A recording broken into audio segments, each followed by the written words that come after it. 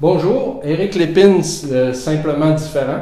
Aujourd'hui, comme je vous ai parlé dans mes capsules, je suis avec Madame Cochon de la Société de l'autisme du Saguenay-Lac-Saint-Jean. Donc, on va discuter avec elle de qu'est-ce que c'est que la Société de l'autisme et les services, puis qu'est-ce que ça peut apporter aux parents aussi.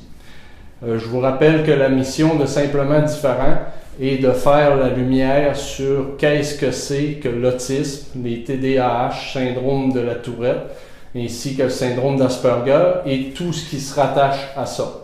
Donc aujourd'hui, on va discuter avec Madame Cochon.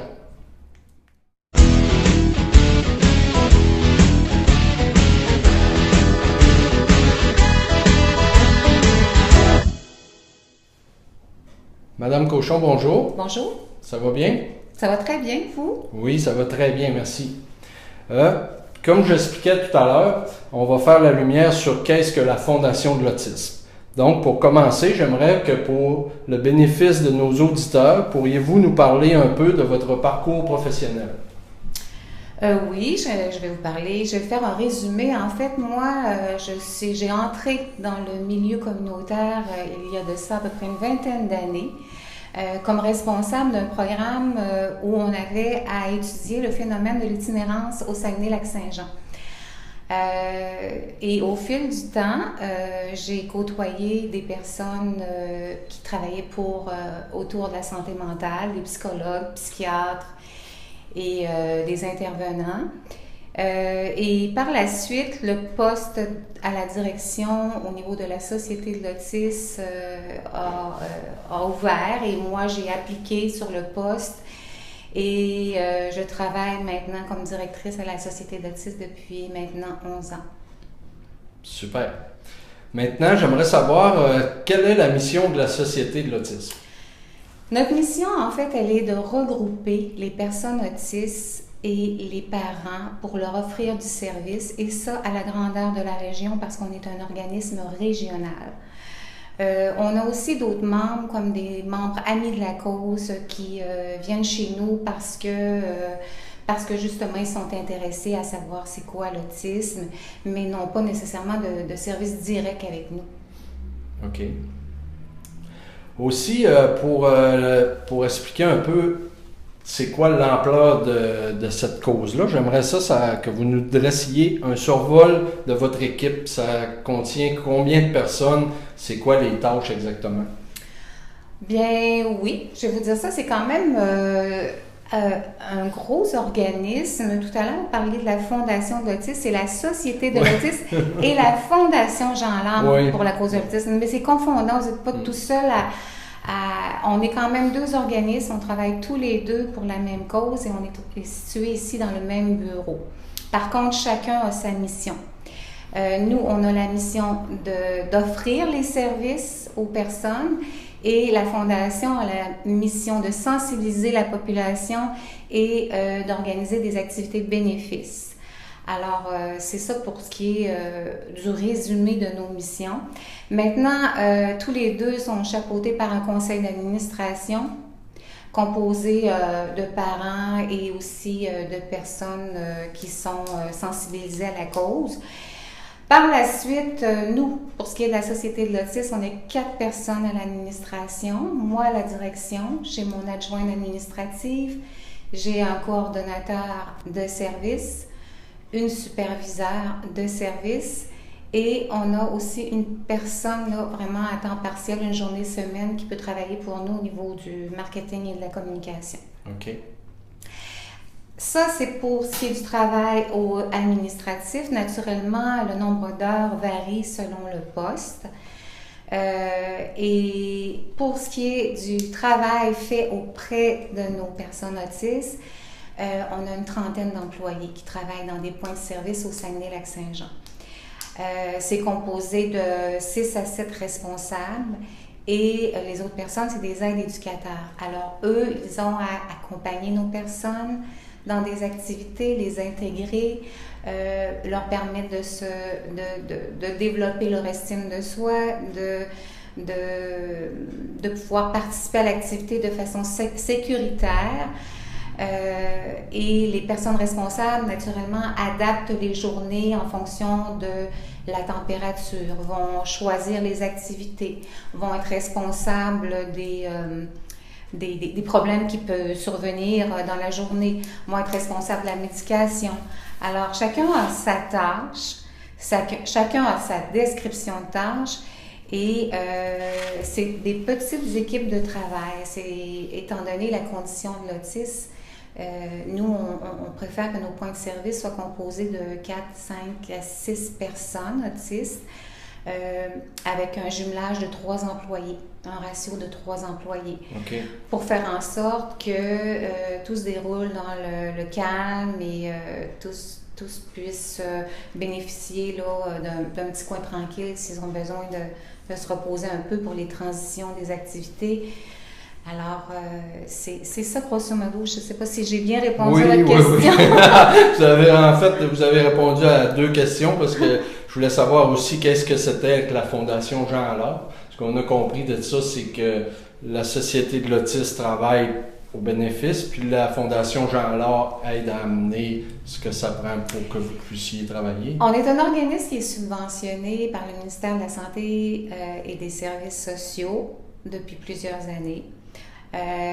Et on a aussi de l'aide, des dons de la Fondation. Et la Fondation est là pour élargir notre offre de services. Sans elle, on ne pourrait pas offrir une aussi grande variété. Ouais.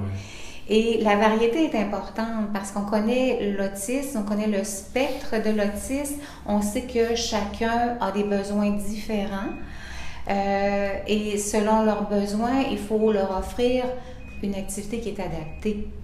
OK. Donc, en parlant de services puis de besoins, justement, ma prochaine question, c'était de savoir quels sont les services directs offerts aux parents et aux personnes autistes. Parce que je pense que les parents ont le droit à du répit, puis les personnes autistes doivent avoir, eux, des activités qui vont donner le répit aux parents, mais j'aimerais vous entendre là-dessus. Bien, vous avez parlé de répit, on va commencer par ça. La Société de l'autisme possède 2 maisons de répit, une située à Chicoutimi-Nord, l'autre située à Alma. On les a baptisées, ces maisons-là, d'ailleurs. Elles s'appellent la Courte Pointe Tim Hortons et la Courte Échelle Tim Hortons. Ah. Tim Hortons étant un partenaire financier important de la Fondation. Alors, de là le nom qu'on a ajouté à les noms de nos maisons. Ces petites maisons-là ressemblent à des petites maisons unifamiliales parce qu'on ne veut pas accueillir plus de, comme je vous disais tout à l'heure, 5, 6 personnes maximum. Les personnes arrivent le vendredi soir. Ils ont des activités prévues dans la soirée et ça toute la fin de semaine jusqu'au dimanche. Alors, ça leur permet de vivre des activités adaptées. Puis, naturellement, ça permet aux parents d'avoir toute une fin de semaine de répit là, pour souffler un peu et s'occuper là, des autres enfants parfois là, qui... Oui. Je connais. Oui, c'est ça. Vous connaissez la situation, exactement. Ça, c'est le répit. Naturellement, les parents doivent s'inscrire d'avance. Naturellement, ça se book vite, ça se remplit vite. Mais il y a toujours possibilité parce que parfois un enfant peut tomber malade, une personne peut tomber malade, alors là, ça peut libérer un lit. Donc, on invite les parents quand même à appeler pour savoir s'il y a de la place là, dans nos services. On fait aussi du loisir adapté. On peut appeler ça des camps de jour aussi, où l'enfant arrive le matin et il y a une activité qui est prévue le matin, une activité l'après-midi. L'enfant va dîner sur place. Je dis l'enfant, mais c'est la personne autiste là, oui. Aussi. Parce que c'est 5 ans et plus, notre clientèle. C'est des activités toute la journée. Mais la personne repart à 4 heures. Alors, ça, c'est aussi des activités qu'on offre pendant la période scolaire. Si on peut dire, ça se passe la fin de semaine parce que les enfants sont à l'école la semaine. Dans cette période de service-là, on a des conférences, on a des formations qu'on peut offrir également à nos membres. Dans le cadre du mois de l'autisme, par exemple, on a même des activités ouvertes à la population. La population peut assister à une conférence gratuite. Et très souvent, c'est une très belle conférence parce qu'on réussit à obtenir des dons, des subventions pour faire venir quelqu'un qui est populaire, si on peut dire, là, OK. et qui nous fait, année après année, comprendre un peu mieux ce que c'est que le trouble du spectre de l'autisme. Il y a des activités pour les familles, journées familiales complètes où on prend les enfants en charge, où le parent vient s'amuser dans un cadre qui peut être un peu plus villégiature ou bien, cette année c'était à la cabane à sucre. Alors là, la famille peut venir en grand nombre avec le grand-papa, la grand-maman et les enfants sont amusés par nos employés cette journée-là.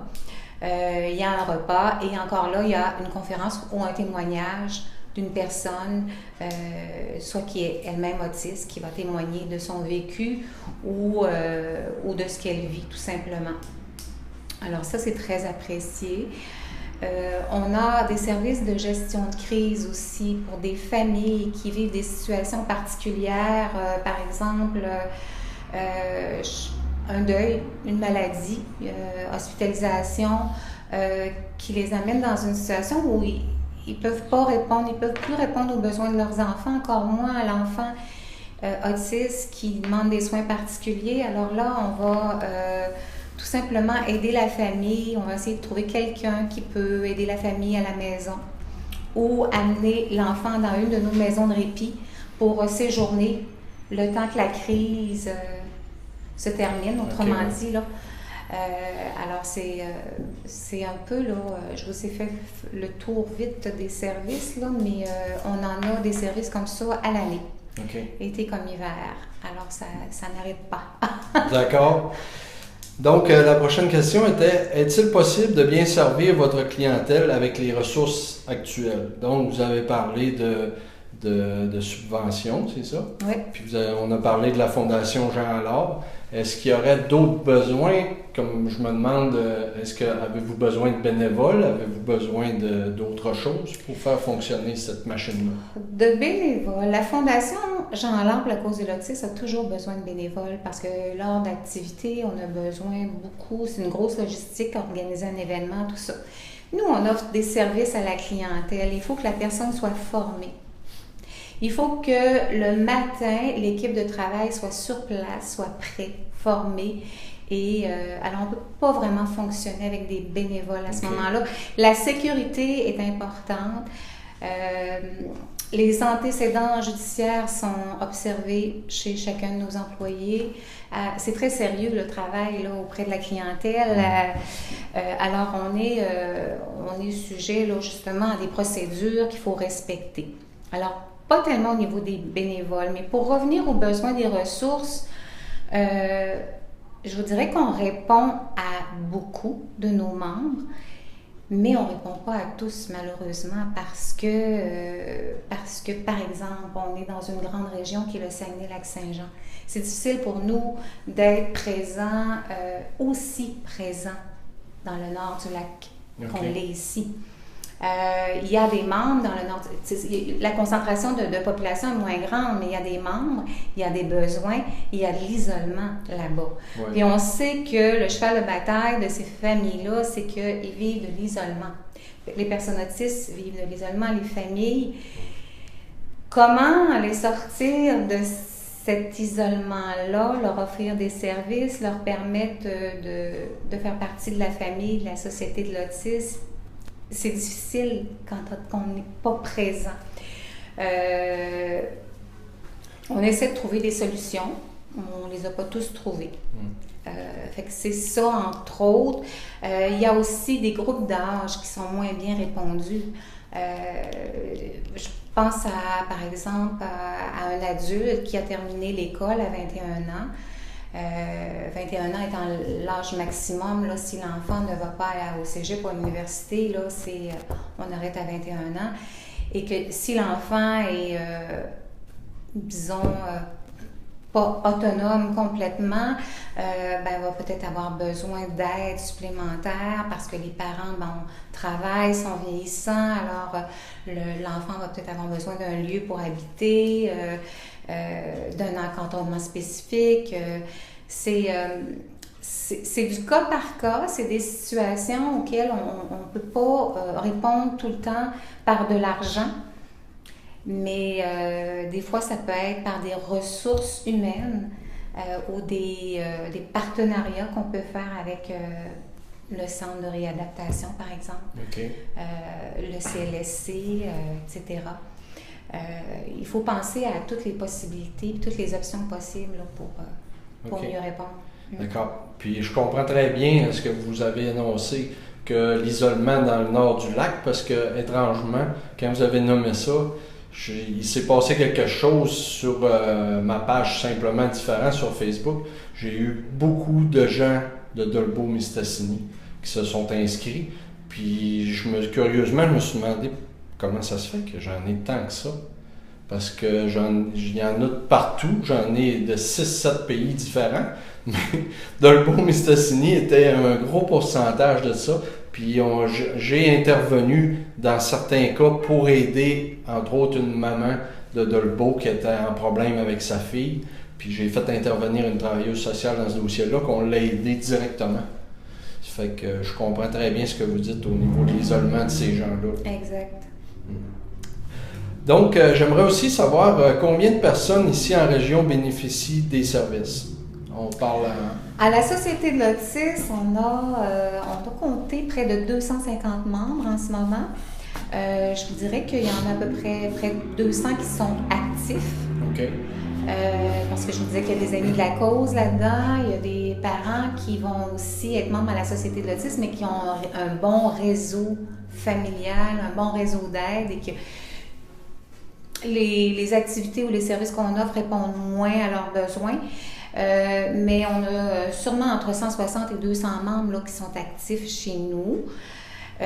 Juste l'an passé, là, si on prend notre dernière année financière, on a eu 30 nouvelles familles, 30 nouveaux membres dans l'année. Alors, ça fait pas mal.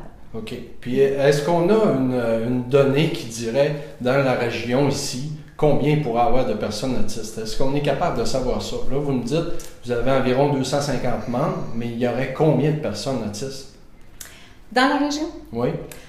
Bon, vous connaissez le taux de prévalence mondial qui est variable, qui est entre une personne sur 90 et une personne sur 100. Moi, je dirais une personne sur 100 ici dans la région. OK.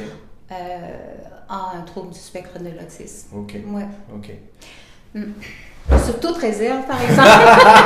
Je m'avance peut-être un peu. Il n'y a rien de scientifique dans ça. C'est des chiffres qu'on a vus quelque part. OK, je vous ai piégé un peu avec cette question-là, je suis conscient de ça. Je n'aime pas cette question-là. Donc, j'avais une question qui disait, y a-t-il des activités annuelles pour la population? Je sais que vous en avez parlé un petit peu tantôt. Puis oui. Moi, personnellement, j'ai été surpris de remarquer qu'il y avait des personnes autistes qui s'impliquaient. Donc, j'ai vu sur Facebook la fameuse Asperger, la maman qui parle de l'Asperger. Puis, il y avait un autre, un jeune homme aussi qui a fait une conférence l'autre fois à l'UQAC. Oui, c'est ça. Oui, ces deux personnes-là qui ont fait des conférences. Cette année, on fait des capsules vidéo là, pour... Dans le cadre du mois de l'autisme. Et ça, c'était une belle découverte. Hein. Des fois, c'est des hasards qui nous font rencontrer ces gens-là. Puis tu te dis, mais mon Dieu, c'est merveilleux. Ça répond tellement à des besoins. Ça va rejoindre tellement de monde. Fait que nous, on a juste un petit coup de pouce à donner, se servir de notre tribune, nous, la Société de l'autisme, comme vous le faites avec... ça s'appelle Simplement Différent. Et ça permet à tellement de gens là, de s'exprimer puis de en rejoindre d'autres. C'est merveilleux. Merveilleux. OK. Donc, on parlait de Simplement Différent, c'était ma prochaine question. Je voulais vous demander qu'est-ce que vous pensiez de cette initiative-là? Ben moi, ce que j'en pense beaucoup de bien. Bravo, continuez, bravo. Je vous encourage, c'est excellent. Il devrait en avoir des milliers de personnes comme vous. Parce que la différence, il faut que les gens arrêtent d'avoir peur de la différence. Il faut aussi, puis aussi on vit dans un monde, dans l'ère où tout est conforme. tout doit être, tout le monde doit être performant, tout doit entrer dans des normes. Et en même temps, les gens sont tellement différents, tellement des besoins différents. Si on peut adapter de temps en temps, essayer de comprendre ce que les autres vivent, parfois c'est pas grand-chose aussi à adapter, hein. On le sait, et ça dérange pas personne. Fait que c'est en faisant connaître vraiment là, la beauté de tous ces gens-là qui sont différents qu'on va évoluer. C'est parfait. Puis, en passant, nous, on a été très surpris de la réaction qui s'est passée alentour de notre projet, moi puis mon fils, Asperger de 18 ans. On a commencé ça, vous êtes au courant, je le dis pour les auditeurs, on a commencé ça le 14 février. Le 16 février, on avait déjà 130 messages sur un premier post qui nous a mené à une première page de journal, 2 entrevues de radio, 2 entrevues sur le web, qui nous a mené en 40 jours 100 000 visionnements, 55 jours 150 000 visionnements. Puis comme je vous dis, c'est des pays du monde que j'avais même pas idée que je pourrais parler à quelqu'un de là. Fait que je pense que la mission est là. Puis moi, je vous en fais part. Vous le savez, j'ai pris l'initiative de remettre 2$ à la Fondation Jean Allard pour chaque t-shirt que je vendais, que je vais maintenir jusqu'à la fin des t-shirts. Je ne sais pas combien de temps que ça va s'étirer, mais ça va être fait pour vous comme ça. Pour terminer, j'aimerais savoir s'il y a des vitrines virtuelles qui existent pour la Fondation Jean Allard et la Société de l'autisme. Oui, on a un site commun, un site internet, autisme02.com, où vous allez retrouver toutes les activités, les services, les événements à venir, ainsi que l'information générale, naturellement, sur le trouble du spectre de l'autisme. On a aussi 2 Facebook, chacun Facebook, Fondation Jean Allard et Société de l'autisme, où on peut retrouver aussi des photos de nos activités. Je vous invite à visiter nos pages. C'est parfait. Fait que pour ma part, je remercie Mme Cochon d'avoir participé à l'entrevue. C'est moi qui vous remercie. Je vous remercie beaucoup. Puis moi, je vous dis aux auditeurs que je suis simplement différent. Vous êtes simplement différent. J'ai été très honoré de faire cette entrevue pour vous. Au plaisir de vous revoir dans une prochaine capsule.